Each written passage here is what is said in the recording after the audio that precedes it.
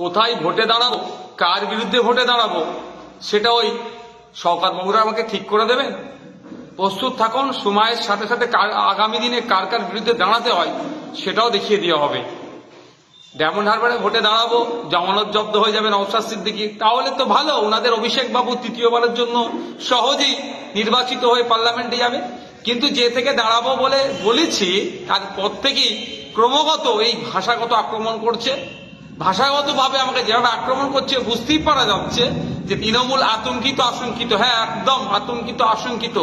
ওখানে দাঁড়াবো, অভিষেক বাবুকে পরাজিত করে কালীঘাটে পাঠাবো, ওখানে তৃণমূল আর বিজেপির মধ্যে কে সেকেন্ড কে থার্ড থাকবে তার লড়াই হবে। ফার্স্ট সিটটা ওখান থেকে 1 নম্বর পজিশন আইএসএফ দখল করবে, এই জন্য ভয় পাচ্ছে, এই ধরনের অবাঞ্ছিত মন্তব্য করছে। ব্যাপারটা হচ্ছে মুখে চুনকালি মাখাবেন, হ্যান করবেন, তান করাবেন, এগুলো কি সংসদীয় ভাষা? উনি তো একজন জনপ্রতিনিধি, ওনার কাছ থেকে এইগুলো শব্দগুলো এগুলো ভাষাগুলো মানায় না।